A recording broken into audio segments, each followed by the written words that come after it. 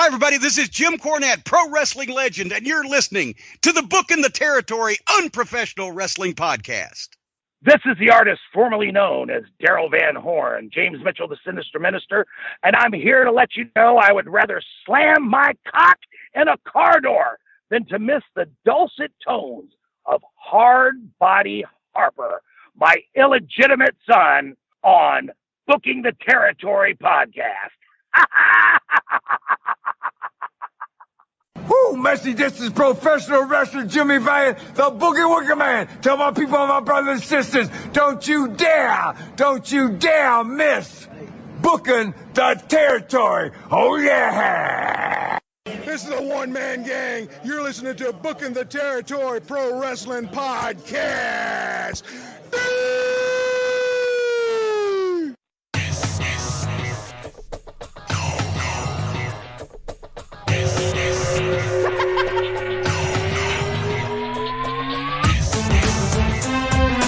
Welcome back, everyone, to this week's episode of Booking the Territory, the Unprofessional Wrestling Podcast, where today we are covering WCW Saturday Night on TBS from September the 12th, 1992. If you're listening to this on YouTube, hit the like button or hit the thumbs up button to like the video, and then subscribe to the channel. Those pesky algorithms like that sort of stuff, and so does Harper too. He gets mad when you don't do that. Also, please leave a comment or two on the video.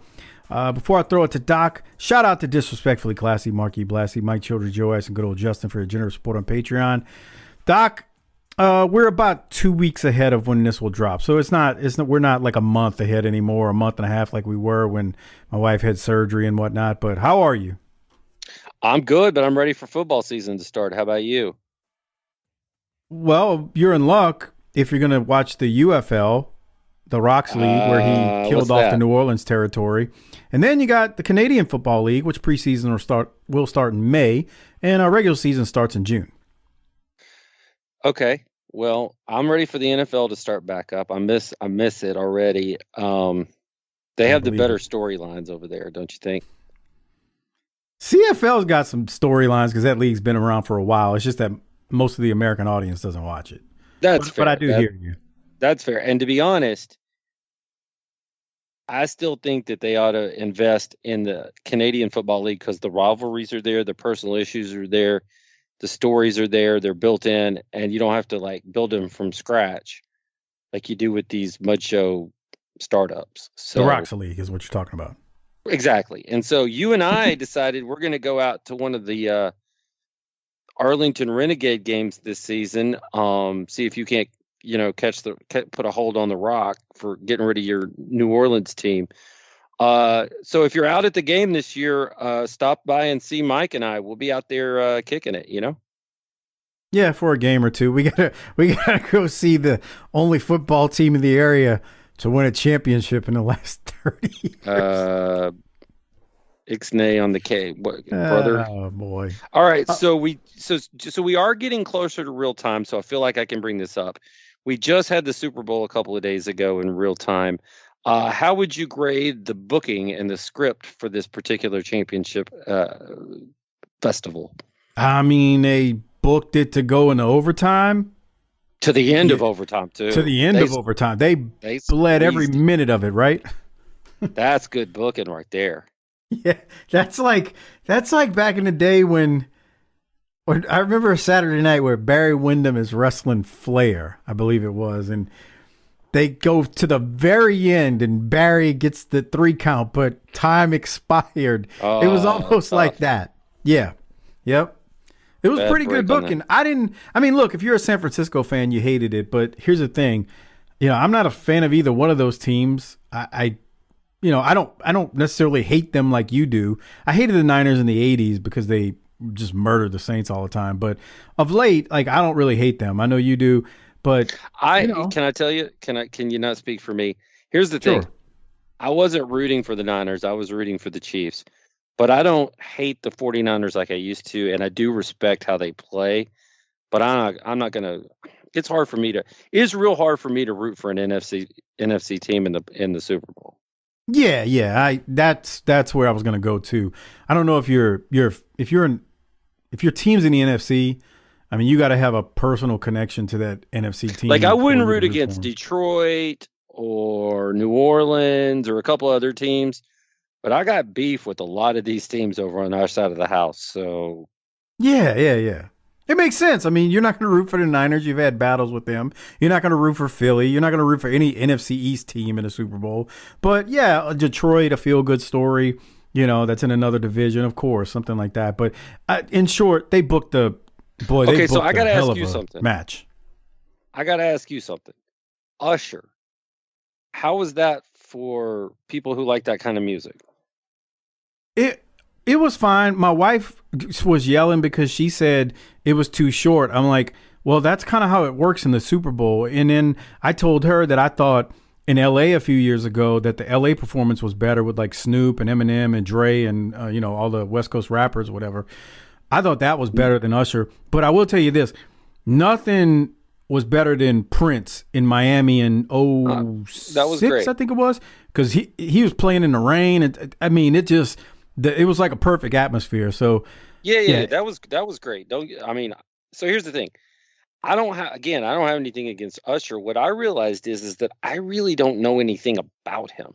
So I know that one song, that they say a lot in, and I realize this makes me sound as crackery honky as possible. Yes. And 400 years old. I get all that. And usually I know a little something about something. I realized I don't know a damn thing about him, and it's not by design. It's something I missed. So I didn't hate it. I thought he was out there working hard on the roller skates and shit. It wasn't as good as getting Snoop out there. Come on, that was tremendous. I don't know. I still, my favorite acts aren't going to play the halftime, but I'm not hating on it. I understand why they do it. But it's not my thing. I'm ready for the second half to get started, and let's settle this. Let's see the rest of the script. It was fine. Like I know some complained about it, but it was fine. Okay, I just wanted to get. It's a football game. Like I always get. It's always weird to me, people that get worked up about the halftime performance. Like even it's if the same people that are going to get worked up about 54 seconds of Taylor Swift. Who gives a shit? Bruh. So I'm sure you saw it. Did you see the young lady with the curly hair with her? Blake Lively, you're damn right I did. Okay. The black chick, you know what I'm talking about? Oh, Ice Spice. Yeah. Okay. Nobody knew who she was. I only know who she was because I think the young white boys in middle school liked the big boaties. No. So let me tell you. So obviously I know who Taylor Swift is. I'm like, I turn over and look at my wife and I say, who's the chick? I didn't say chick. I mean, I said, who's the broad with the curly hair that they keep showing next to her? Is she somebody important? And my wife goes, yeah, that's Ice Spice. I go, is she one of the Spice Girls? And she was see like, how you would get there. She was like, Jesus Christ, what's wrong with you? I'm like, well, you said Ice Spice. And she goes, you know who it is. And she plays me like 3 songs ago. I don't know who the piss that is. So next year, you and I are going to watch the Super Bowl from the old folks' home, apparently. I mean, I know who Taylor Swift is, but I don't know who Ice Spice is, okay? Maybe they'll let us use the rec room for a live BTT cast. You know what I mean? That'd be fun. I got another question for you. Football's over, so now we are really, really ramping up because it is full on Wrestlemania season. You said something to me about how the WWE has changed course and corrected some booking errors. I'm not 100% sure I know what's going on. So why don't you tell us what's going on and we can chop that up. Just as the dogs are about to start barking in my house. All right. Everybody loves it when your dogs won't shut up. I know. And she literally just texted me or messaged me and said they're on their way in. So, okay. I told you last week that whatever was happening, I wasn't sold on the fact that was the end of it and it wasn't going to be Cody versus Roman. In summary. I believe I said the similar. Okay. So now what they did that WrestleMania kickoff. They called it a press conference. It wasn't really a press conference. It was just like a. I had no idea that this was happening or what it was, so I completely missed it. All right. So it was on Thursday. It was a Thursday night, so before SmackDown on Friday, Thursday night before the Super Bowl. And I said, I said again the week prior, I'm like, I just think they're going to pivot. And here it comes. Yep, attack. So anyway. Mercedes Moné is home. So I had a feeling like something would happen. Now, what I believe, though, is I don't actually know if this was the plan all along or they pivoted because of the overreaction. But I knew from the start, just after Cody, quote unquote, gave his spot up to The Rock, I was like, this can't be how they do this. So I think they just reacted to the backlash of it all and they pivoted, that's okay. If that's okay. How they did it, as long as they get to the right spot, I don't hold it against them that they screwed up in that instance. And that's kind of how I feel. But so it seems as of us recording this on February 13, 2014, 24, I'm sorry. I got 14 on my mind because tomorrow is Valentine's Day. Anyway. Can't wait. It seems as if they're basically saying now it's going to be Cody and Roman. Okay. So we'll see. But I just want to reiterate. We both said go to Australia first. Right. There's more stuff in the works. But we did both say we didn't think this is how it was going to happen. Yeah, and this is where, to me, it's not as much about WrestleMania as I enjoy these 2 or 3 months of wrestling because they take advantage of not having the NFL get in my way. And so I'll be more likely to tune in. And these are the shows and the build-up that I want to watch it all unfold. WrestleMania nights, now kind of like the Super Bowl, unless your team's in it, it's like, well, shit, now this is over, and now I got to go watch baseball or something. Baseball, but I tell you, baseball's back, man. The Rangers, you got this pitch clock thing. Everything is coming up baseball. I can't wait. Pitchers and catchers, bro. The Eye of Gibson sent me a DM on the Twitter, and we were talking about the JD McDonough guy from Jesus Christ. Corny calls him JD Funko Pop or whatever. And he looks like one. And once you hear that, you can't get that out of your head. So, I don't remember how we started talking about it, but I was like, something looks like is wrong with that guy. And Eye of Gibson goes, Cornette calls him McFunko Pop. It's true. That dude looks weird to me. He looks like almost like an alien, like his head is too big for his body. Latrell doesn't pick on people, as far as I know. And I will tell you this, Latrell is severely angered by all forms of racism. So I'm probably done parenting now because he's got all the life skills he's going to get. But he took one look at that dude, Funko Pop, and was like, what, we're just letting anybody be? He goes, what, we're just letting anybody be a wrestler these days? Yeah. That's not good. I don't see it. He's 11. I'm not sure he wipes his ass every time he goes to take a shit, but he was like, that guy don't look like a wrestler. Yeah. Okay. So we've got what, 2 months to go, 2.5 months to go. Man, call me the week of and when you start bitching about the card. Because they don't give a shit about the card being announced ahead of time for WrestleMania. You're going to see WrestleMania. Yeah, it's a spectacle. It doesn't even matter the card. They'll change it. They'll change it between nights if they want to. Yeah. Yep. Now here's what I'm thinking, and I don't want to get too far into this, but I'm starting to really think that it may not be too long until most of the wrestling people, the old school wrestling people, get exited out of this whole company. Yeah, I mean, at some point it'll happen.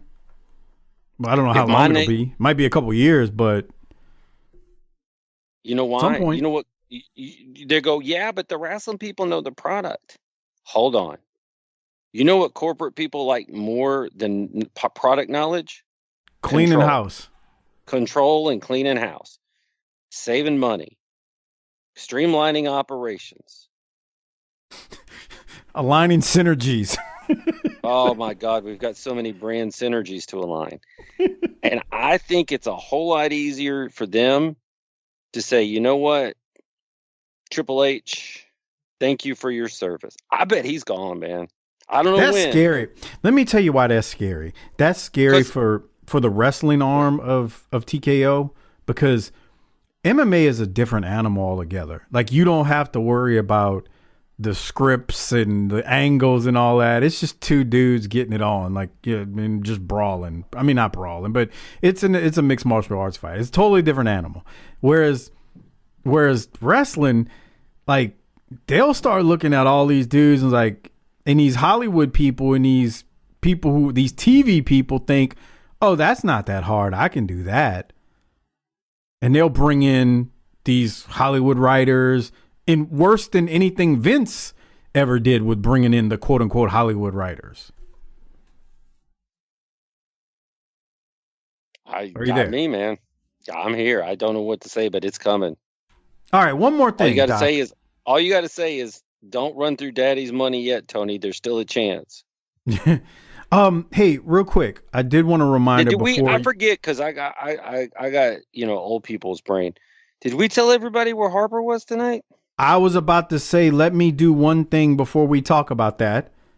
And all that is a reminder that if you submit a 5-star review, we will read it out on air. I got one.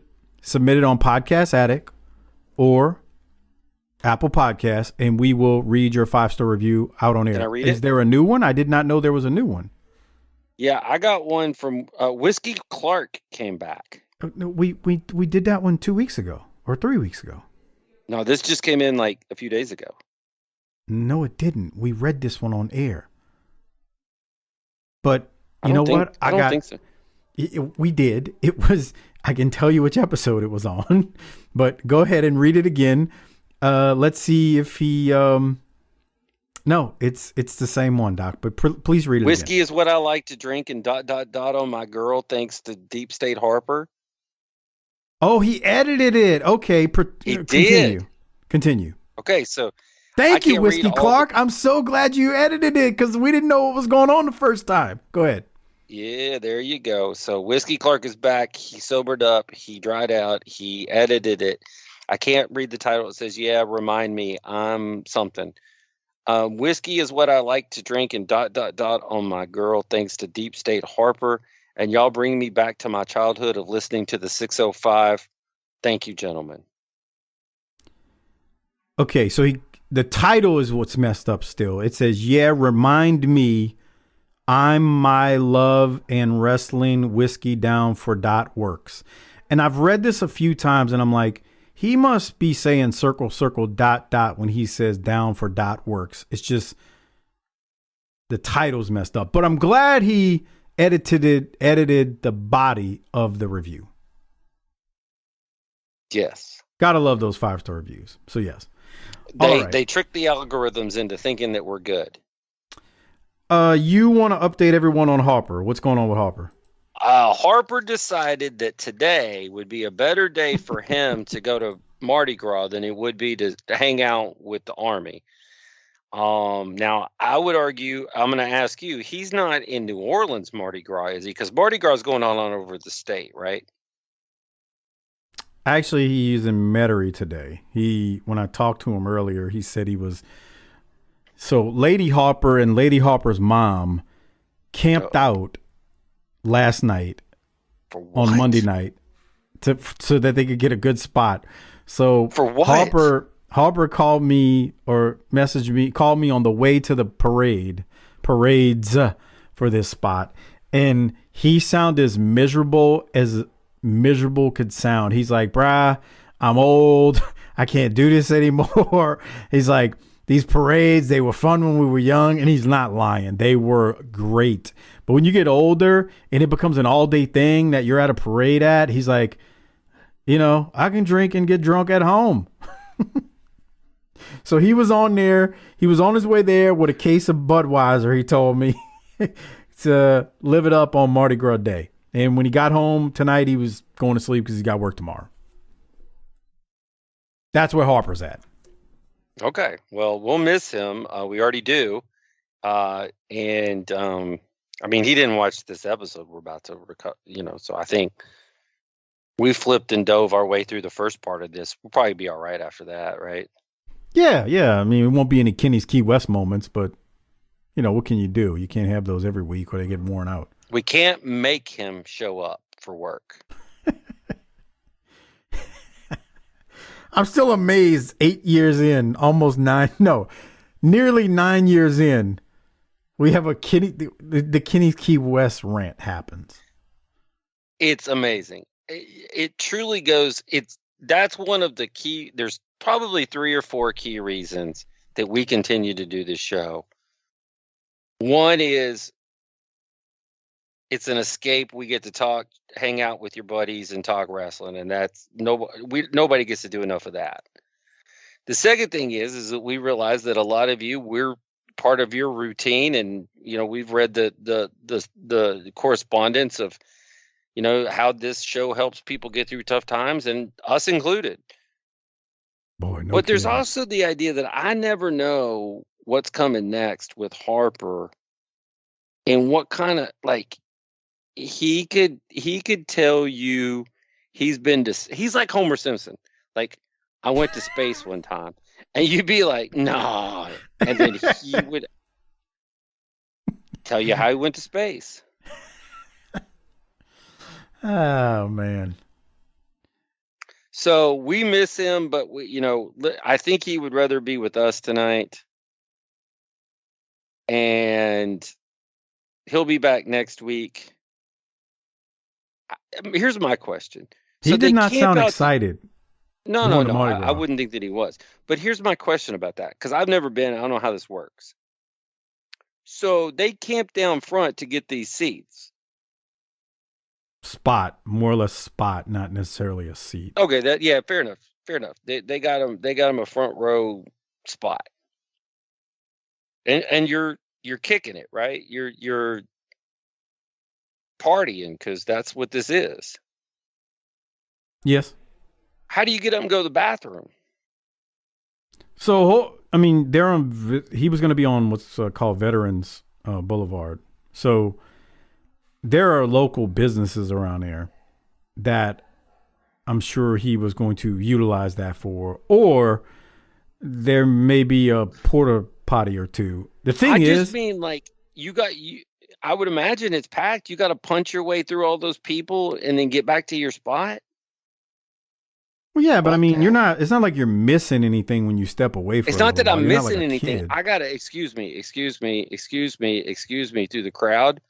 I don't know if it's that dense in Metairie, of a crowd. Okay. I don't think it's like. So I'm thinking about New Orleans stuff. My whole point is, I started drinking, man. I got to go to the bathroom about once per drink. Dude, I couldn't do it. Not at the age I'm at now.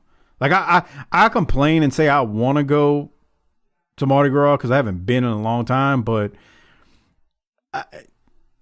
I just the whole bathroom situation, yeah, that one. Bro, I need Harper to go and just FaceTime us so that I can feel like I'm there, but I'm here. You gotta. Oh, it's his girlfriend's picture. I'll send it to you in a second. He took a picture. Wait, she's not getting beads, is she? No, he's got this picture. He looks like a fucking idiot. Jesus. Well, this picture. Oh my God! Okay. I sent you another one we needed to talk about, but he's at Mardi Gras having a good time. Oh my God!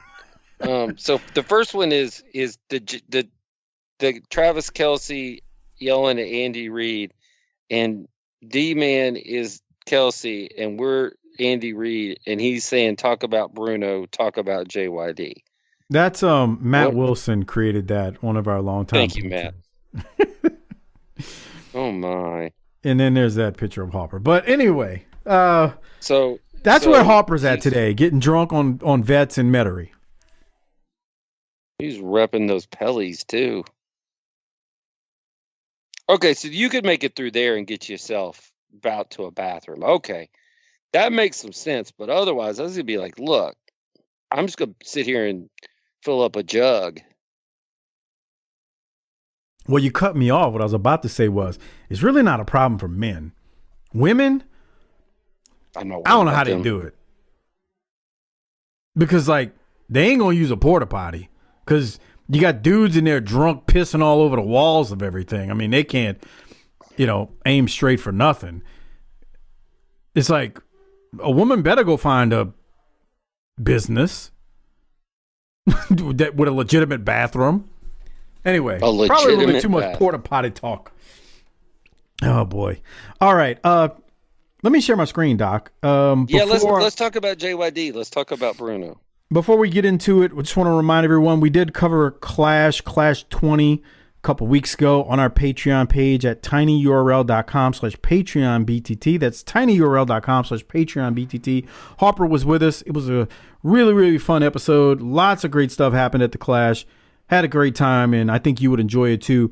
That Clash, along with the previous 19 others we've covered, 1 through 20, is available on Patreon, plus all of the WCW pay-per-views up through 92, where we're at so far, have been covered on Patreon. The NWA Power shows, the World Class shows, and what else is there? The ECW shows are all available on Patreon.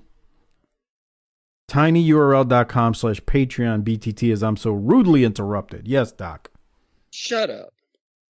Did you and Lance start over on World Class? We did not start over. What happened was we got through the end of 88 for what's on the network, and Lance and I never covered 82.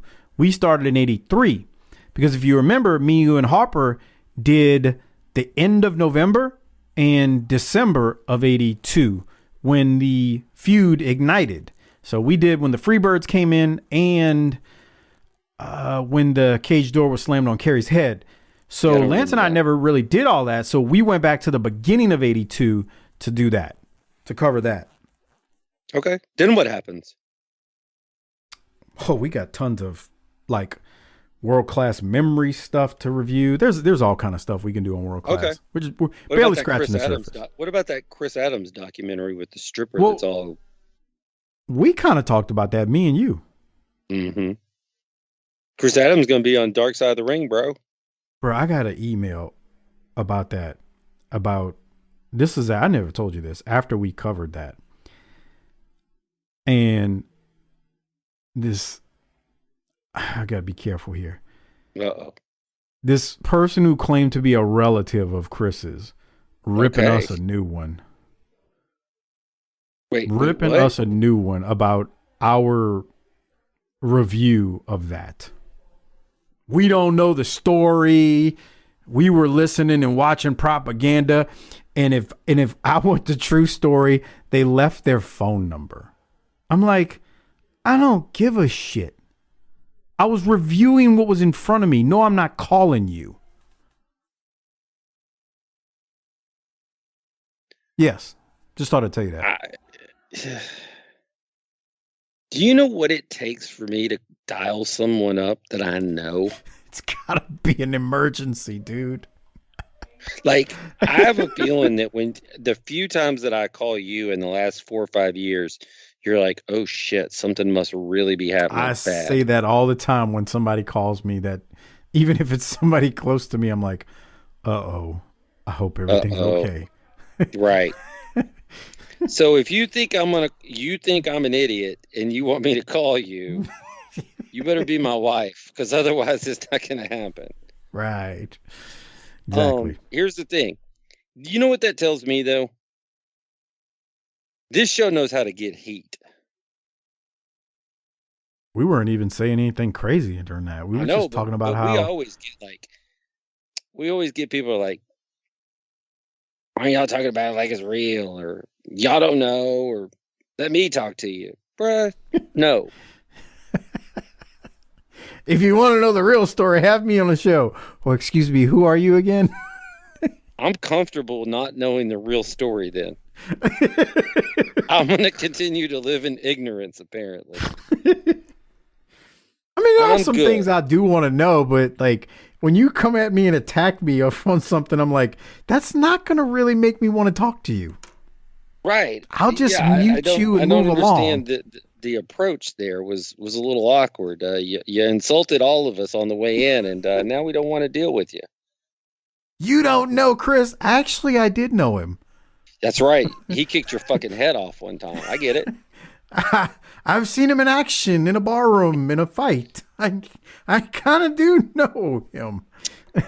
New. Yeah, and that's one thing that let me go to bat for you here.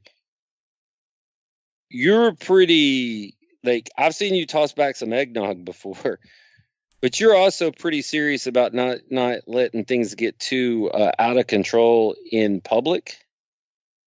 And so I would say that your account of that is probably best to be believed because of the way you handle yourself in a public setting when alcohol is involved.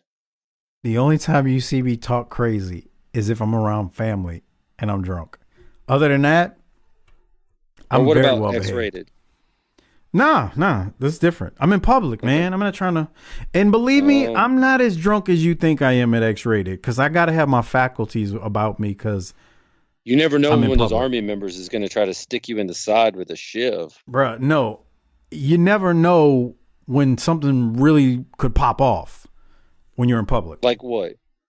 Anything. See, that's what I'm saying. Is you're a cautious fella. So I'm going to take your word about what it's like to be in a watering hole with old Christopher Adams. Here's the thing, man. Chris Adams was one of my favorite wrestlers when I was a kid, but I'm not trying to do GHB with him. That's right. Oh, all right. Boy. Well, let's talk about this wrestling, man, so I can go live my life somewhere else tonight. Oh, shoot. Hold up. Here we go. Jesus. No, the video didn't start. All right. So we are talking September 12th of 1992 here tonight, Doc. And this week's episode was taped September 8th of 92. It's the first half of the taping that took place that day. As the show kicks off, we see Michael Hayes in his collared t-shirt with a tie on with the short sleeves from last week when Eaton and Anderson were battling the Steiners and defeated the Steiners. And then Jim Ross is going to welcome us in. Teddy Long is with JR again, and Teddy has a bright yellow suit jacket on, like a Hall of Fame jacket. Actually, it's brighter than a Hall of Fame jacket for football. And he tells us about his community outreach that he's doing and whatnot. And I kind of like Teddy in this role. Anyway, let me go to you, Doc. Anything from the opening? Yeah, when he says the homies, does that include me too or just you?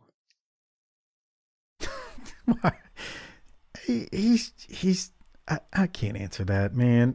Why do you do that? He looks like an overripe banana. That jacket is way too big and way too yellow. It is huge. But anyway, any other thoughts on this before we continue? I want to know if I'm excluded or included from this discussion based on what a homie is in 1992. I think he's talking about all the brothers in Atlanta. Then I don't want to hear about this. Okay. See, you're an asshole. You didn't want the answer. So one of the themes of this week's episode is there is a ton of interviews, which is not a bad thing. I'm just laying it out there. So as we get started, whoa. Can I mention something as you've got this on this camera shot of Jim Ross? Yes. What's the red and white background? And to me, it looks like a territory wrestling background, but there ain't no, I mean, I hate to sound like Harper here, marketing Harper, but there ain't no signage. There's nothing on it. What are we doing? I can't answer that question. Somebody out there that listens to this, I want you to send an email to docturner@gmail.com if you have the answer to how they've We have decorated. a 24-hour monitoring service on all incoming traffic. Idiot. Let's go to the Steiner brothers who are going to cut a promo. And again, plenty of promos on this week's episode. Some of them are good. Some of them are terrible. We're going to listen to them, though. Here's the first one. Scott making their way here to our interview area. It's always a pleasure to see the Steiner brothers here. And gentlemen, last week here on the program, a lot of people say it was an upset. I know you guys got one thing in your mind, and that's to take on Arn Anderson and beautiful Bobby Eaton one more time right here on TV. Well, you know, Jim Ross, me and my brother know how good Bobby Eaton and Arn Anderson are, just like all these people out here. They're two of the greatest wrestlers to step in the ring. But you see, me and my brother have one goal, one common purpose, and that's to be World Tag Team Champions once again. Well, to be able to wrestle for those belts, you got to be number one contender. What? So, Bobby and Arn, you guys are standing in our way. Next time we step in the ring, we're going to prove to you that we're just a little bit better. You know, pretty good interview, eh? You know, Arn Eaton, Anderson, you guys had a lot of things to prove. Me and my brother, we got one thing to prove. We want to be U.S. champions. Tonight here on TV, we're going to take you on. We want to finish this once and for all. Anderson, Eaton, me and my brother are ready. We got one thing standing in our way. That's you two. We get done with you. We're going to the top for those WCW World Tag Team belts. All right, those off-the-wall remarks from Rick Steiner and his brother Scott. Let's go up to Rhubarb Jones. He popped JR at first when he said, that was a pretty good interview, huh, JR? Are they drunk? I mean, Rick Steiner's always like that. You must be talking about Scott. I don't know, man. That was weird. And they got the TV taping messed up, so they were talking about taking them on tonight when it's going to be next week. It was fine. I don't think it wasn't very good. And I love the Steiners. It wasn't that bad. It wasn't that good. On. Okay. All right. I won't argue with you. I mean, it wasn't Sting, but shit. Well, there you go. We got to take a shot at Sting. Only Sting can be Sting. We got to take a shot at Sting. We can't do it without taking a shot at Sting. All right. Well, after their promo, we do go to the first match. It is Steve Austin versus Chris Sullivan. Rather quick one. Very quick at that. Doc, any thoughts from this? Dude, go back to his entrance, please.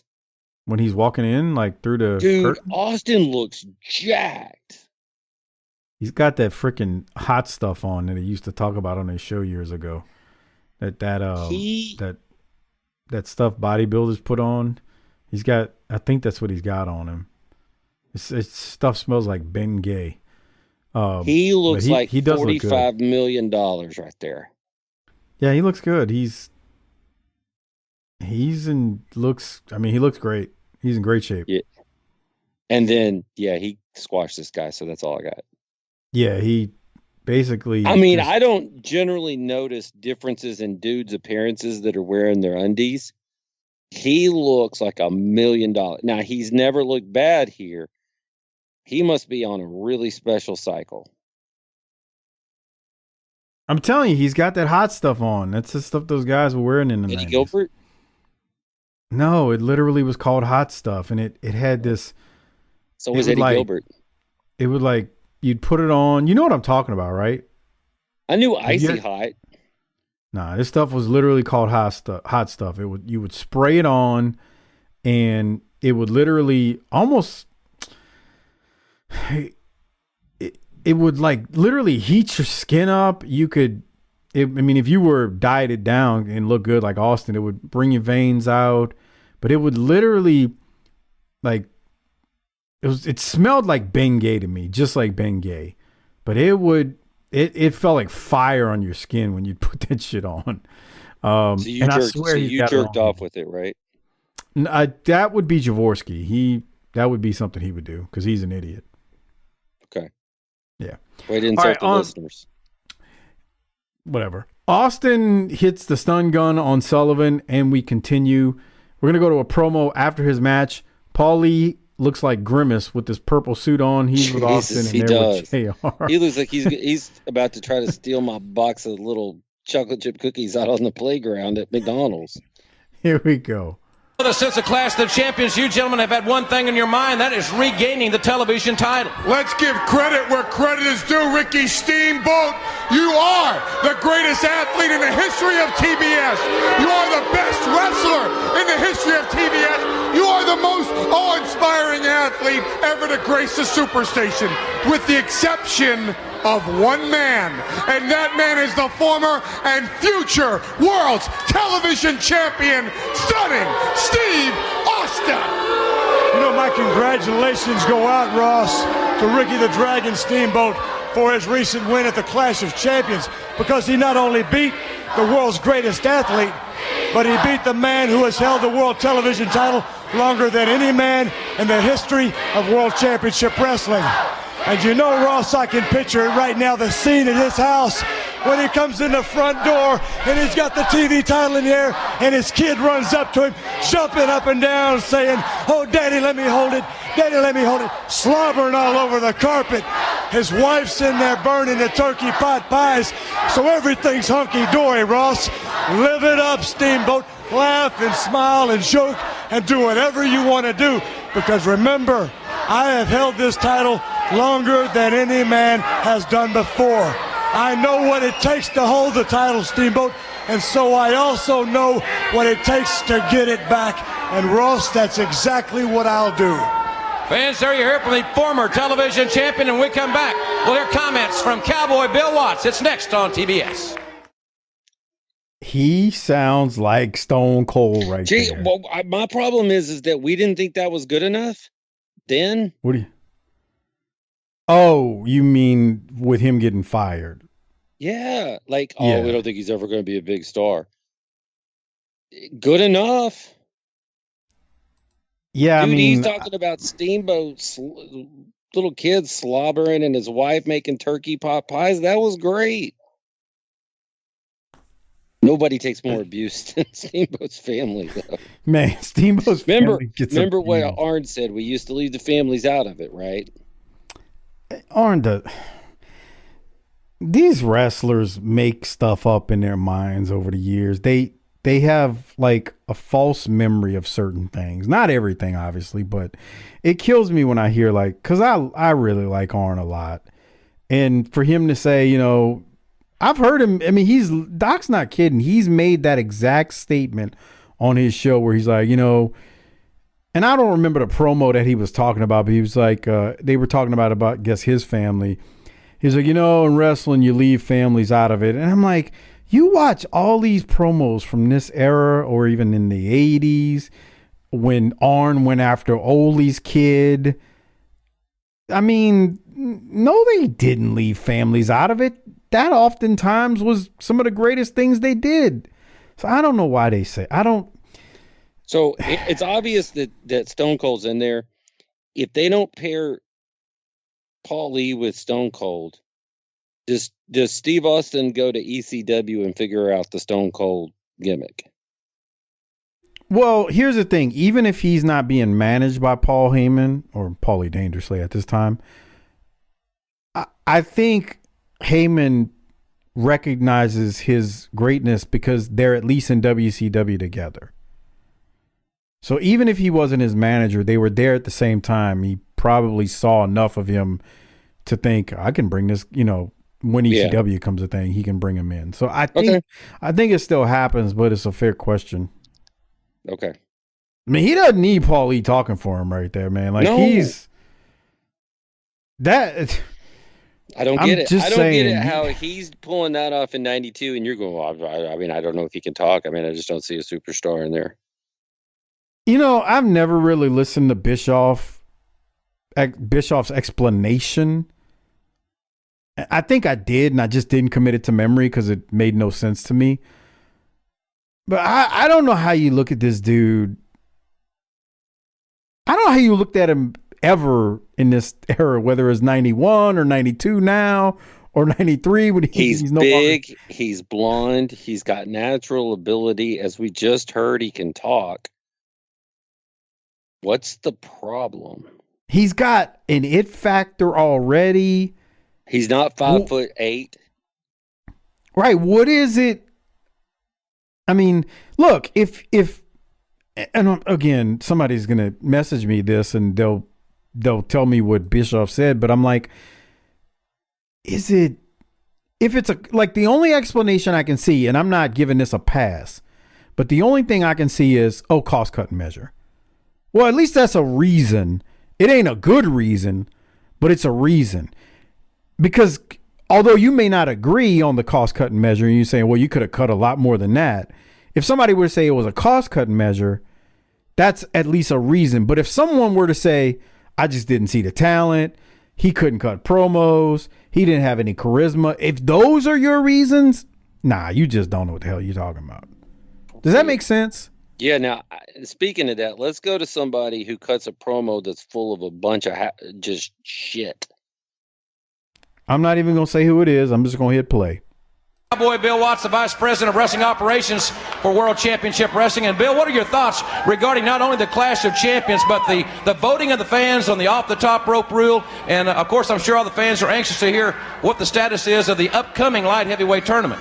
Well, you've asked three things there. First of all, on the Clash, I was very excited because that's a prime-time live broadcast, and the ratings were fabulous. It jumped to over a rating point.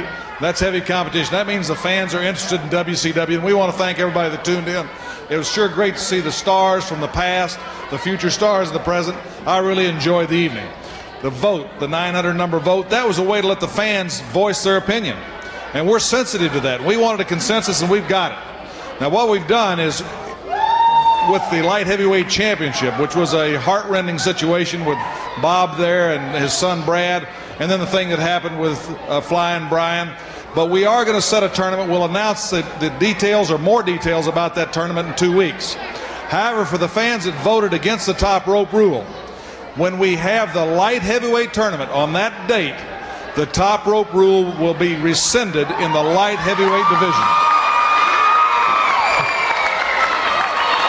And we are studying it as far as the heavyweight division. But it's still in effect until the tournament. And then the light heavyweight division, the top rope rule will be rescinded. And we want to thank everybody that took the time to tune in. And then we want to really thank the people that took the time to vote. Because that's what it's all about. The fans are number one. And I want to thank them. Bill, thank you very much. And we'll, of course, ladies and gentlemen, talk more about that situation as the hour progresses. We're going to see two top light heavyweights in action right now. Let's go back up to Rhubarb. Bruh. You want to have at this before I rip it to shreds? What an asshole. 86% of the people said your rule sucks and you're going to go study it. Boy, that's a corporate response if there ever was one. Listen, asshole, nobody wants to see your 1958 wrestling. You hear the cheers when he said they were sending it. And then he's like, the fans are number one. We're just not going to listen to you. Get the fuck out of here. So that pissed me off. I'm not gonna lie, that made me angry. Okay, before I jump in, I want you to get it all out. Everything you got to say. I think I'm good. I feel like when Harper gets mad at something for no reason, I kind of feel like that right now.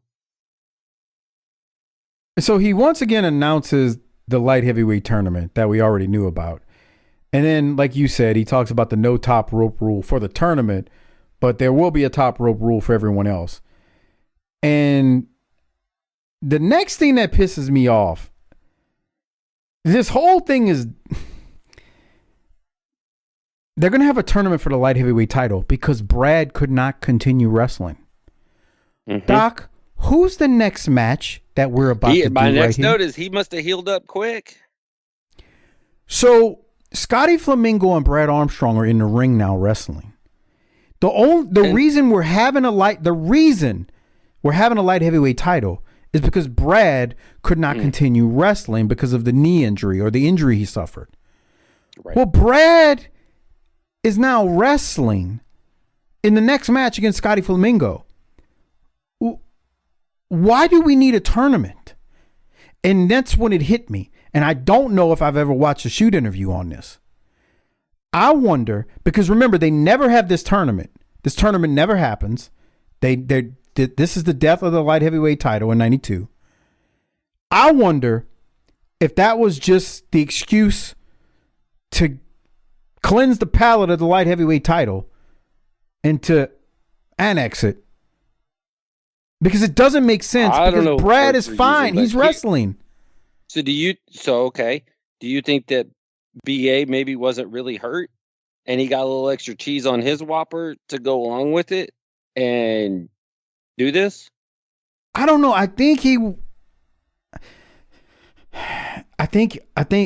I wouldn't doubt that he was actually a little dinged up or maybe a little hurt. Okay. But it just makes me wonder, like, because I'm sure, you could be dinged up and miss a few weeks. It happens in wrestling. It could happen in wrestling. It didn't because guys worked injured a lot back then. But I just feel like it doesn't make sense. Brad's already back in the ring and you're still talking about the tournament that's going to happen. Why did we strip Brad? The damn Clash wasn't even that long ago. 10 days ago, probably. Right. Like, we're not even talking. We're talking 2 weeks ago. What are we doing? Why are we already stripping Brad? Like, it did. So the timeline of it makes no sense. Once and broke your own rule, just break it again. Yeah. It just doesn't.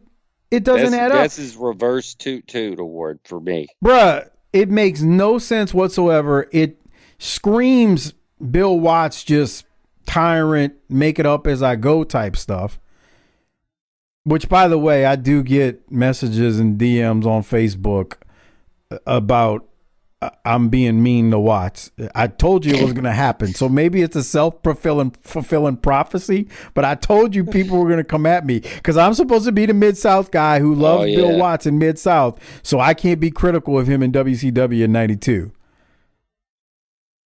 So okay. I just wanted to tell you that. But it just doesn't make sense. Oh, on top of that, Brad just defeated Scotty Flamingo in the match following Watts' announcement about the light heavyweight tournament.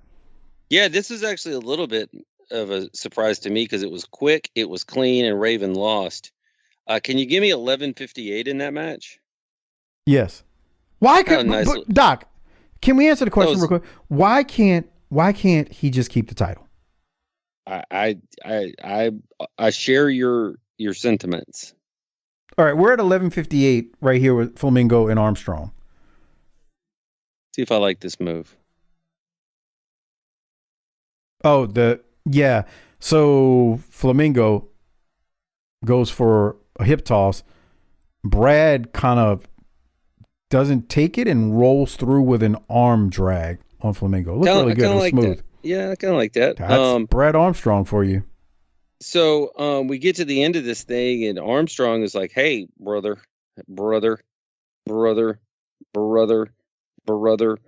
I need you, Brian Pillman, brother, to come out, brother, so we can brother about this, brother." Do you want to hear it? No, because Pillman doesn't come out yet. Yeah. So the finish. I just told you what he said. He said, "Listen, brother." So the finish, Brad catches Flamingo with a Russian leg sweep and he defeats him. Brad does grab the mic after and he calls out Pillman and says, "We got a problem. We need to settle it." Brad says, "Come on out. Let's do it face to face." And as Doc just said, Pillman doesn't come out. We go to commercial. Okay. I'm just, dude, Bill Watts. That shit was shit. I'm sorry. Bruh, we call it right down the middle. Bill Watts has done more good for the wrestling in his life than bad. And he's done some awful things that we don't agree with. That was not good. It's terrible. It's terrible. There was nothing about that. You know how we praised them for the Ron Simmons thing and the week that they told the story with Simmons winning the title? Like, for people who listening to this think we're being critical of Bill Watts too much, like, go back and listen to that because we praised him for how that was handled. It was great. 100%. That promo was so bad because I tell you when Sting cuts good promos, don't I? You do, which rarely happens. But but I'm here for it when it does. And the point is, we're trying to call this as we see it in the moment. I didn't log on tonight going, I can't wait to kick Bill Watts in the nuts. But when I realized that was the next segment, I was like, man, that was bullshit. It was so bad because the light heavyweight title deserves better. Yeah, and then the no top rope rule for the tournament that's never going to happen. Now, in fairness, if you're watching this in 92, you don't know that that's not going to happen. But then it's like, oh, the next match, Brad Armstrong's fine. He's wrestling. Anyway. All right, Doc. Well, let's go to Rick Rude because he usually cuts good promos. This is the opposite of shit. Here it is. Night, Jim Ross back with the United States heavyweight champion, ravishing Rick Rude, the number one contender for the world's heavyweight title. But we haven't had a chance to talk with you personally since your defeat at the hands of Masahiro Chono in the finals of the NWA tournament. What are your thoughts looking back at that situation? My thoughts are this, Ross. I not only demand a return match for the NWA title, but I deserve a return match for the title. You're looking at a man who almost overcame the insurmountable odds. And I'm not talking about the horrible case of jet lag I suffered on the way to Tokyo, the horrible food, or the cramped living conditions. I'm not even talking about the capacity crowd that jammed the Sumo Palace every night to pull against ravishing Rick Rude. On that particular night, there wasn't a person in the country of Japan or the world who could stop ravishing Rick Rude except one man.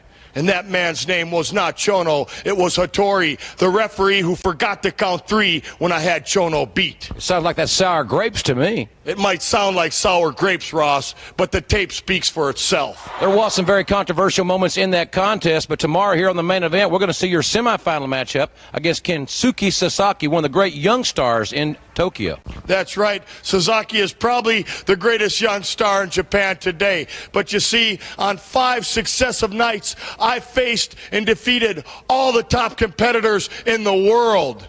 The only man in the tournament who didn't draw a bye on the way to the finals. Sasaki's problem was he was one of my victims. We'll see that matchup tomorrow on the main event, but I have to wonder, are you going to lobby with WCW officials about this rematch?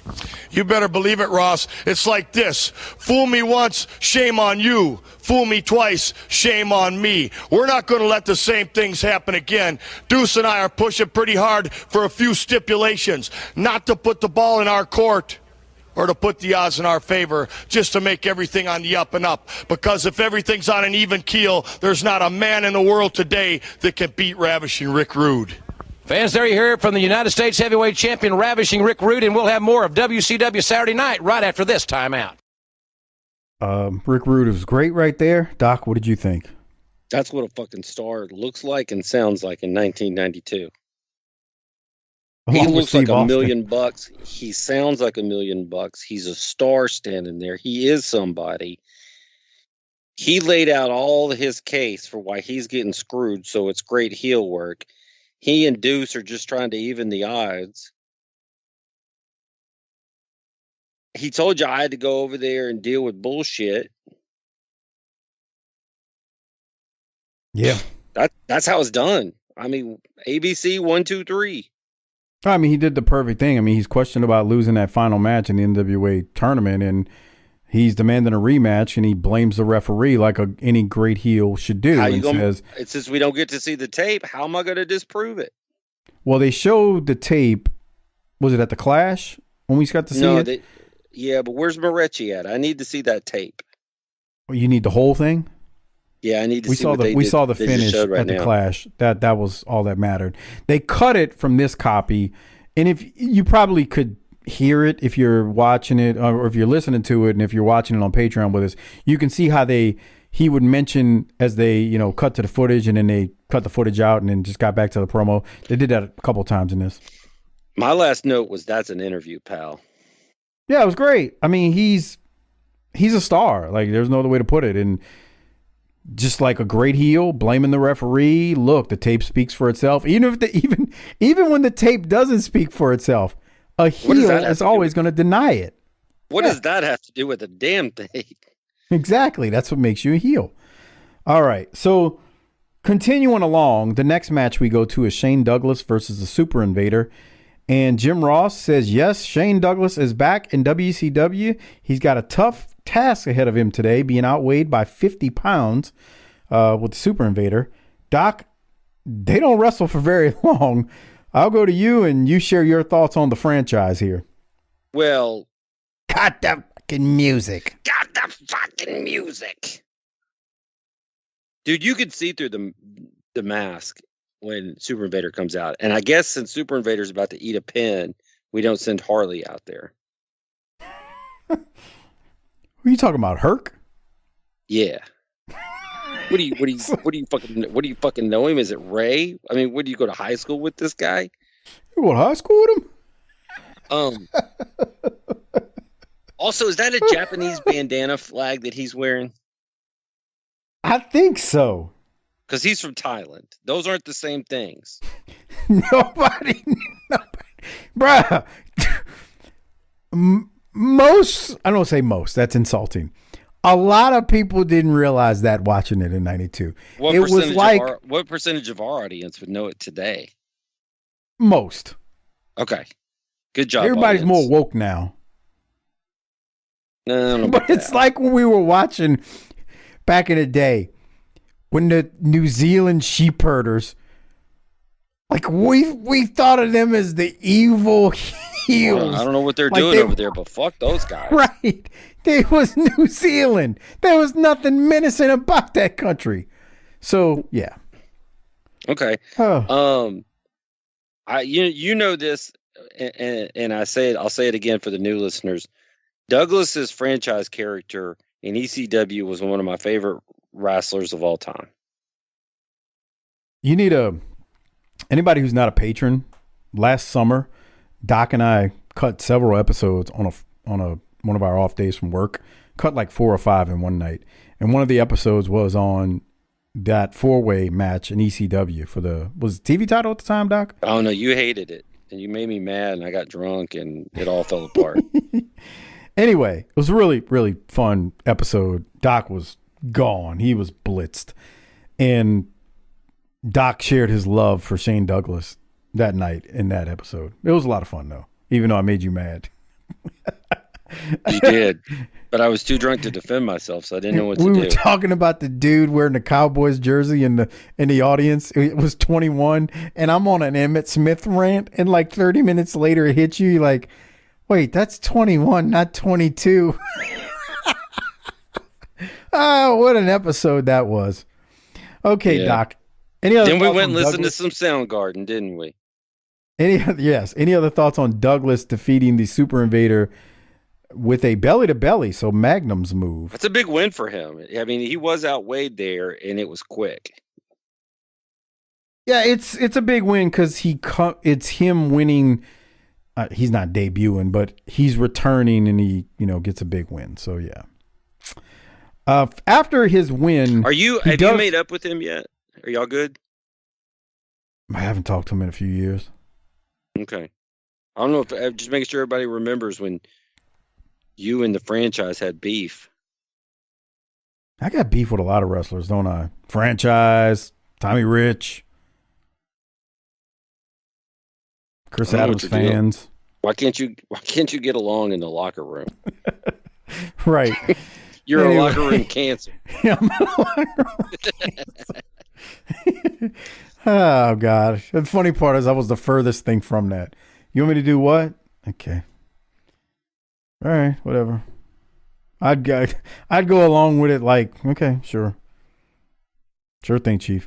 Douglas cuts a meat and potatoes promo. He's fired up. He's happy to be back. We're the best star, he says. Doc, any thoughts? No, it was pretty bad, but it made me think of the franchise and how great he was in that role. I didn't think it was bad. It's just meat and potatoes, babyface, fired up promo. Yeah, I hate those. Okay. The next promo is Cactus Jack and Barbarian, and Cactus tells Ron Simmons to put down the posing oil and find the guts to sign against Barbarian or Butch Reed. Did you have anything from that? It was okay.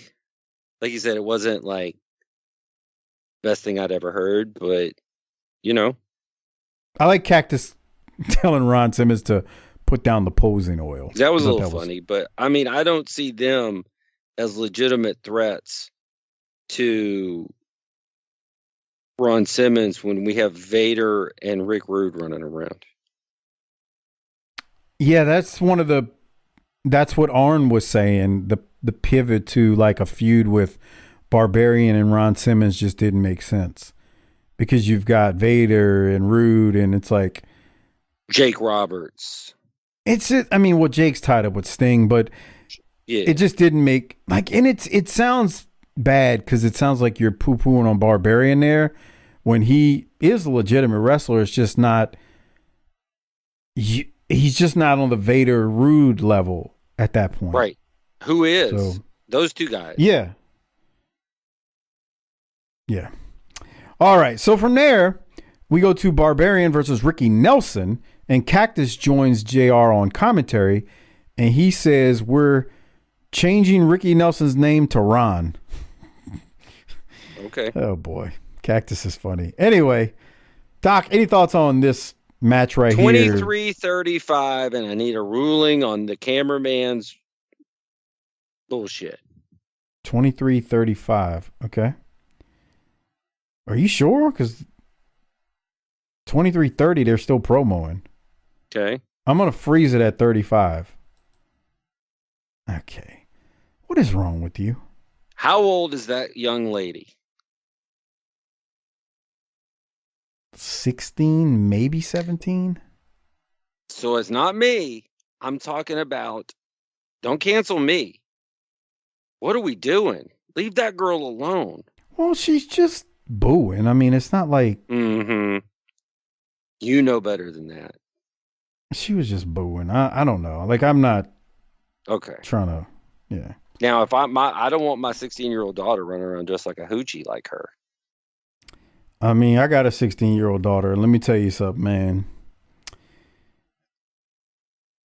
Boy, raising a daughter is odd. It's very odd. Because you want them to come to you for advice about boys, but you also are like, God, I don't want to hear this. It's a very odd thing is the best way to describe it.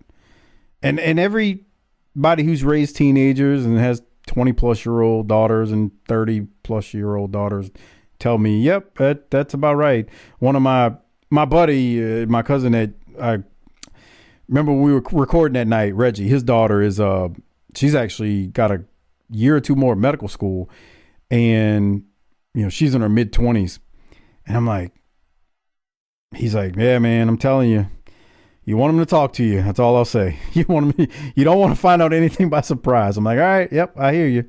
So it's hard times, baby, raising a daughter. You're gonna see. Thanks. You got many years to go. I'm 100% aware. Yeah. All right. Barbarian is going to win this one with his big boot pretty quickly, but what do you have from this one? Nelson tried, but come on. Yeah, he's a short little fella too, man. He's a little fella. Yeah, I mean, he's not short like half pint or nothing, but he's short. All right, so we'll continue. From there, we go to a replay of the Clash, a video package that we discussed about the spin the wheel, make the deal segment.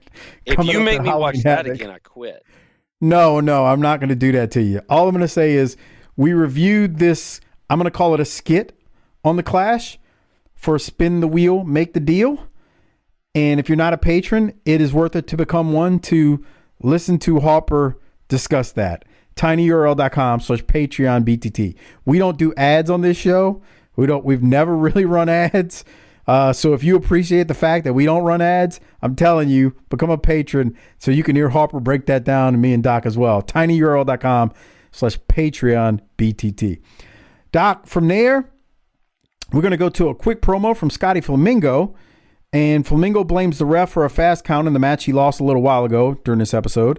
And he claims he kicked out on 2. It was a super quick promo, but Flamingo says, I'm going to stick around with you, JR, on commentary for this upcoming match. Did you have thoughts? It wasn't great, so no. Yeah, I love Raven is another one of my favorite wrestling characters. So it's just weird seeing these guys, but it's all right. I mean, it didn't hurt my feelings or anything. It's just it wasn't great. Yeah, it wasn't all that. From there, we're going to go to Pillman versus Buff Bagwell. Actually, he's still Marcus Bagwell at this time. Again, Raven is on commentary. Raven said Bullet Bob was slapping and kicking Brad at the Clash, telling him to have some guts and go defend the title, but it didn't work, which I thought was great because Brad, even though we know that didn't happen, Flamingo's got to be a heel and saying that. And I just thought that was good on Flamingo there, a.k.a. Raven. Would you go to high school with him? I thought that was Scotty. Good. Anyway, Scott Levy. Scotty. You know, when we do that, believe it or not, we confuse people. When we use legit. This show moves fast. I mean, we've been doing this for 10 years, and we're not even sure which ethnicity you are yet. So, Brett, there's So our pilot, our David Chauvin, who's our pilot. He's a patron, and he's given us literally advice during those Dark Side of the Ring episodes or Tales from the Territories when these plane ride discussions come up, and he's literally kind of told us what's possible and what's not possible. Whenever he comments on Patreon, the episodes, he calls these wrestlers by their first and last name. I love it. It's hilarious because it goes along with the bit that, we're kind of doing. Did you go to high school with him?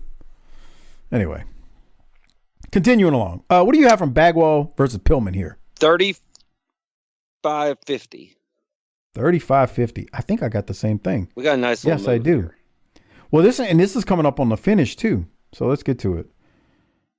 All right. Here we go. Bagwell's going to go over the top rope onto the floor. I feel like that's more difficult than he made it look. Well, so what's difficult about it is Pillman's on the inside of the ring, and he's got to sit on the top rope before he pulls it off. Right. And then, so Bagwell's kind of supporting that top rope. And then Bagwell, it's really all on Bagwell. It looks like Pillman's pulling him over to the outside, but it's really on Bagwell to just jump, push down on the top rope, and then go flying out, which is what he does well. Okay. Yeah, it was good. Slick. It's not as hard as you think it is, though, what they did just there. I mean, it'd be hard for me at almost 50 to do that, but, for a young mid-20s dude, that's nothing. Okay. Thank you. Now, what I had was the punt to the head right there. When yeah. Bagwell rolls in, Pillman goes straight loose cannon and punts this dude in the head. He hit him, too. Look at that. Oh, that was a shoot kick. Dude, he pointed him in the top of the head. Look. Oh, shit. My God. How thick is a boot? Because I'm thinking you could break your foot like that. It's not a work because you see Bagwell's head. There's no way for him to shake his head the way it took that. But he kicks him right in the top of the head and then he pins him. It looked pretty bad. Yeah. So then after the match, Brad comes to the ring. How about we listen to this? All right, brother. So Brad is now confronting Pillman, who slapped him at the Clash. Here it is. Flying Brad, brother, you wouldn't come to me, so I thought I'd come to you. I think it's about time we got the air cleared, fella. Now, I know the Clash of Champions, you're a little not too clear-headed, okay? And I'll give you the benefit of the doubt. And I'm going to give you this opportunity, and I'm going to say, Brian, brother, put her there. We can clear the air right now. Oh, my. Pillman slapped him again and is laughing in his face. Armstrong is trying to... Oh, and Armstrong nails Pillman. Armstrong on top of Pillman, and Flamingo's in. Scotty Flamingo in. From behind, here comes Bagwell. All four light heavyweights are getting it on. Flamingo goes to the outside. Flying Brian's on the outside. What a crazy situation here, fans. We'll be back after this. Don't go away. This is... We might have been mad at Watts and how he's treated this light heavyweight title situation, top rope rule stuff. But that was a pretty good little segment right there at the end. Here's right the there thing. Between those guys. This made me more mad at him because the people were into this shit. Yeah, I mean, you hear them there. They're on fire, that was good. Dude. Yeah. Don't tell me these little munchkins can't draw. They're fine. Bro, the thing is, like, in a perfect world, Brad just keeps the title. Pillman comes out there and says he can still slap him at the Clash. And just like, you freaking pump, you gimp. I can't believe you. I can't believe you're be such a coward. Still slaps him, but he keeps the title. And then you just roll right into some Saturday night episodes with them working a program where Brad's the champion. Premeditated murder of a wrestling division. They didn't have to strip him of the belt. They just, for a tournament that's never going to happen, but I get it. Watts seems like he just wanted to kill the division or kill the title. Anyway. All right. From there, Doc, we got to discuss this next segment. Dustin Rhodes and someone else. I'm not going to say anything else. I'm just going to hit play. Crowd here still buzzing over what we saw involving those 4 light heavyweights, but it's always a pleasure to talk to the natural Dustin Rhodes. And Dustin, I know that you and Barry Windham have had great success in tag team wrestling. What are your future plans as far as tag teams are concerned? Well, I've known Barry Windham a long time, and we work pretty good together. I've known him all my life, and he's taught me a whole lot in my professional wrestling career. And what we would like right now more than anything is to be the World Tag Team Champions. And that day will come. We're ready. I think Barry's ready. I know we're ready. So when that day comes, whoever's the champions better watch out. And right now, of course, that's Dr. Steve Williams and Terry Bam Bam Gordy. But looking at your individual career, what's on your mind as far as individual goals? Well, a lot of people want to conquer the world. I myself don't want to conquer the world just yet. I want to take each day step by step. And that step is around Ravishing Rick Rude's waist. That's the United States heavyweight title and belt. Ravishing Rick Rude, right now, I'm going to go on record. I want your United States heavyweight title around my waist, and I'm initiating a challenge to you. It's very simple, Ravishing Rick Rude.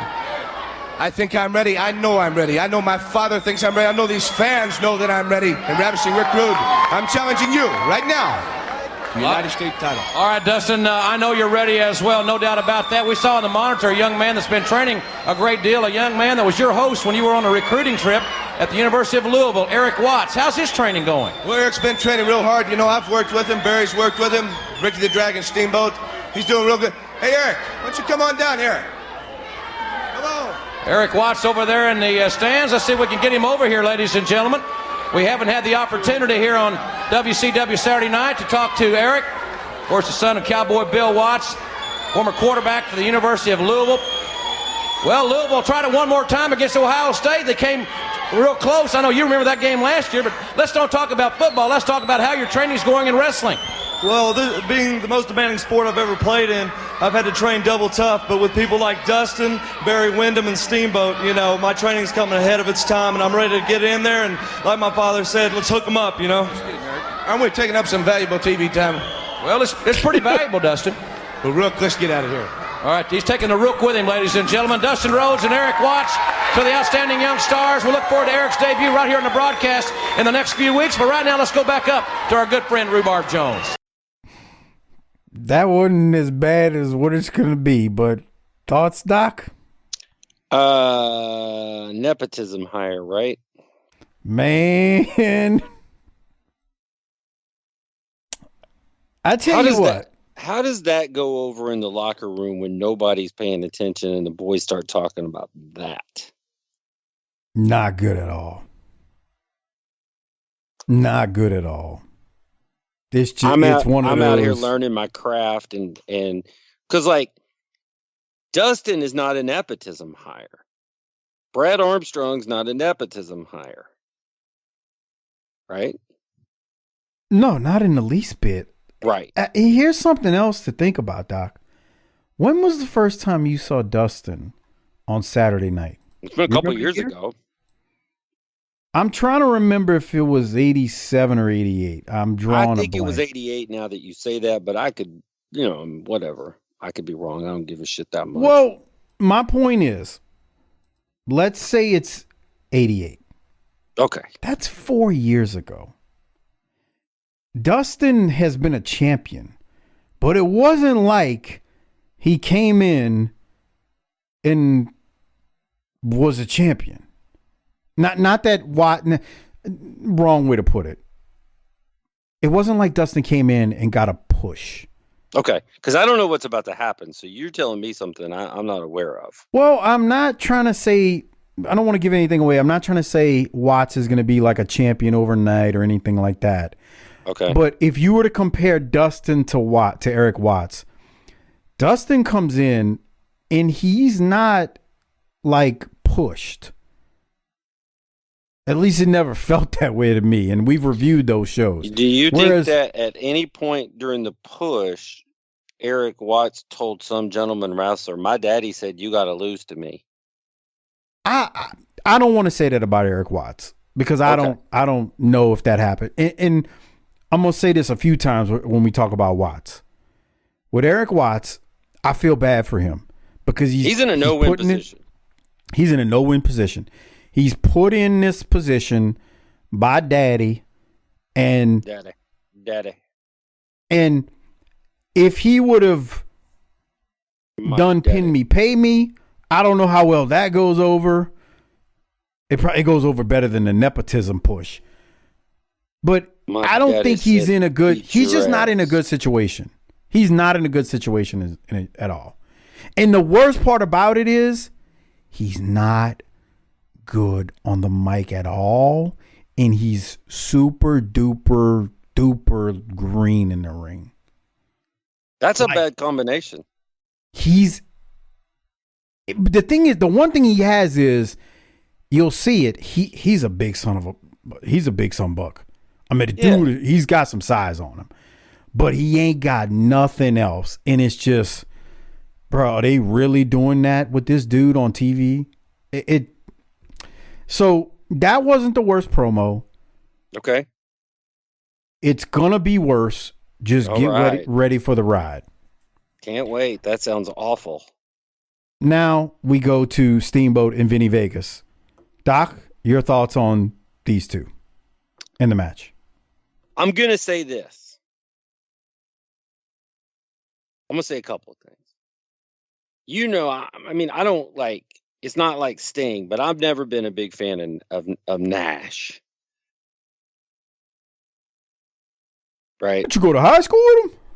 I did, as a matter of fact. You know, but you think you're fucking funny, you ain't fucking funny. I helped him get through Spanish class. Essay. Okay. But in our tradition of calling this all the way flat ass down the middle, I'm going to tell you this was better than I expected. It also wasn't very long. Well, that's a key. 4 minutes. But I was trying to be positive, and you kept bringing it back to the negative. It wasn't bad, but it was one of those things where Vegas gets a couple of things in, and he's actually looking like he's about to finish Steamboat, and Steamboat pushes him off into the corner, rolls him up, 1, 2, 3.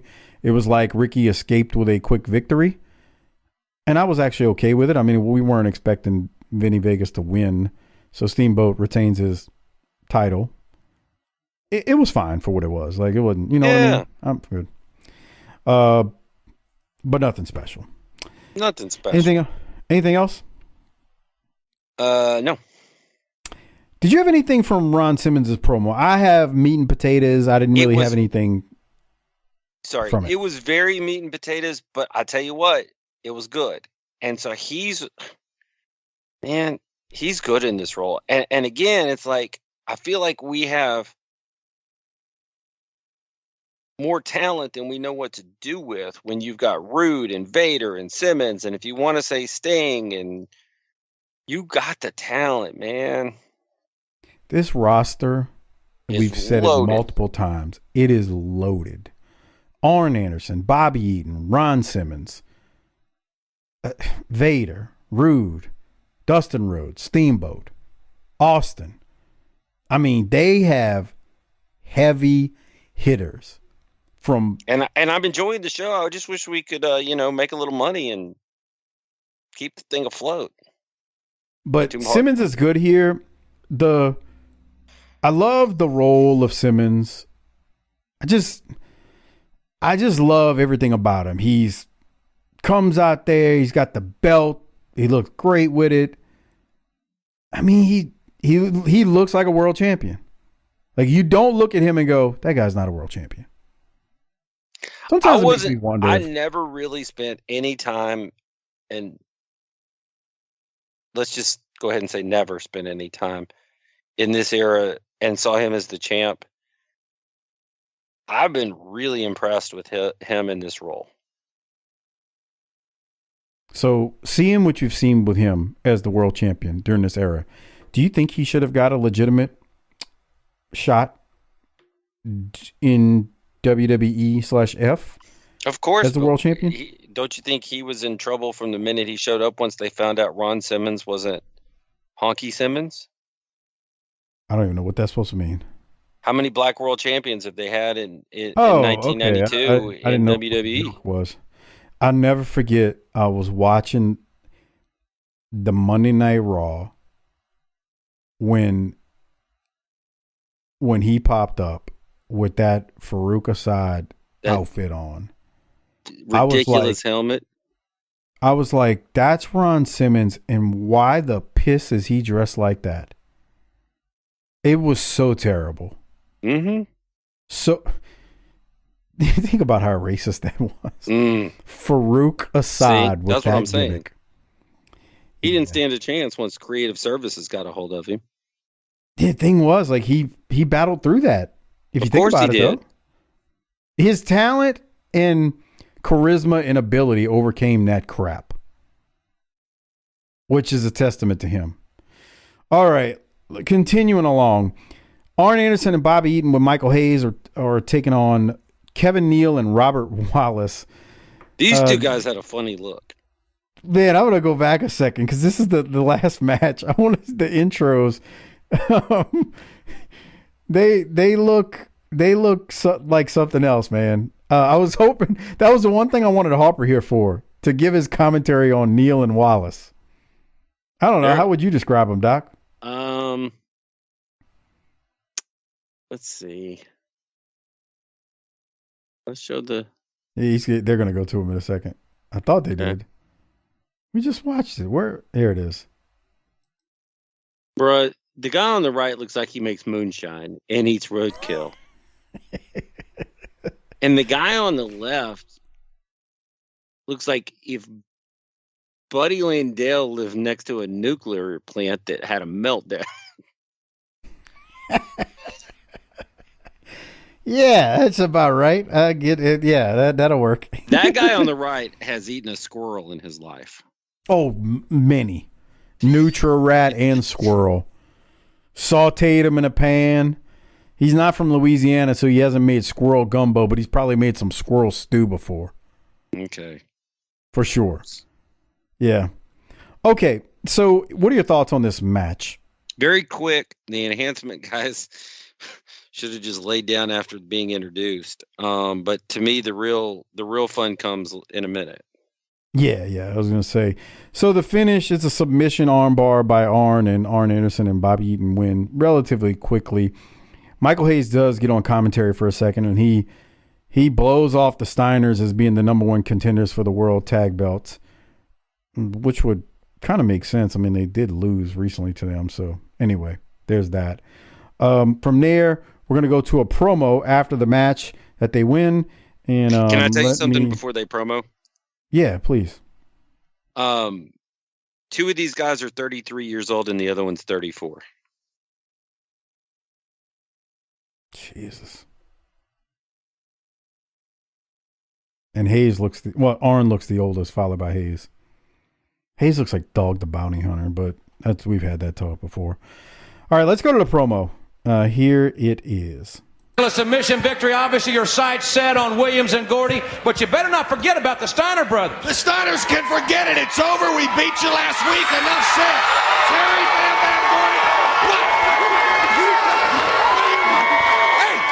Hey, say, we got to take on you guys to be for world tag titles. I can beat you. I can beat you. I can beat you. And I know I can beat you. Let's do it right now. Well, he's made a challenge, gentlemen. Is Hayes going to fight Rick Steiner? Rick Steiner without his brother. He came out, he wants to take either one, another Scotty Steiner. The Steiner brothers are ready. Fans, we're out of time. We'll see you tomorrow on the main event. So long, everybody. That is Bill Watts booking 101 right there. Let's make it seem like the shit is about to hit the fan, and it's breaking down. We're out we of gotta time. Go. Yep, that's how you do it. Which I'm not opposed to that. Not either. Yeah, I'm not opposed to that. So good stuff. But that's how they go off air. Doc, any closing thoughts on how they ended that promo and segment? No, I thought that was fine. I thought it was good, and I always like it when Rick says, "I can beat you. I can beat you." So he wasn't very good at the beginning, but I thought that redeemed it because he came out there and set it off and got us off air in a good way. So I like it.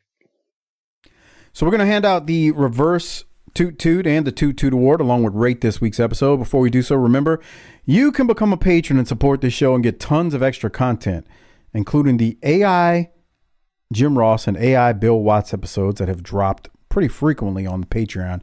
tinyurl.com/PatreonBTT, along with Clash of the Champions 20 that we did a few weeks ago. tinyurl.com/PatreonBTT. Over 400 exclusive Patreon-only episodes are available there where we break down old school professional wrestling. Doc, let's rate it. What are you going to rate this one? I thought this was a really good episode because it moved fast.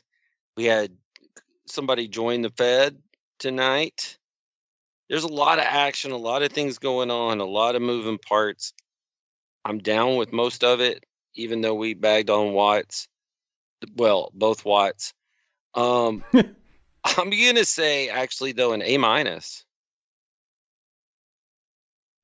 I think I'm in agreement with you. This show kind of remind me of the studio days in some ways. Yeah, there were so many promos. It was interviews and promos and some shit talking and some things, It wasn't just, and the matches were short, but they weren't bad. So, man, that's the recipe, is it not? Yeah, you won't hear an argument from me. So I'm in agreement with you. I'm going to go an A- as well, which leaves the Toot Toot Award. Who are you going to give your Toot Toot? No, it's the reverse Toot Toot because we have two Wattses. Okay, so you want to do the reverse Toot Toot first. So who gets your reverse Toot Toot? I already know, but tell us. Well, I don't think we need to pick on Eric just yet. We have plenty of time for that. But I'm going to tell you, that whole we're just going to ignore the top rope vote, even though the fans hate it. That gets on my nerves. So, yeah. So Watts gets yours. Of course. B Watts. So reverse Toot Toot, also, I'm going to give it to Watts, which leaves the actual Toot Toot. I think it's tough because I have two really strong contenders. Okay, well, let's hear who those guys are. Maybe ladies even. I don't know.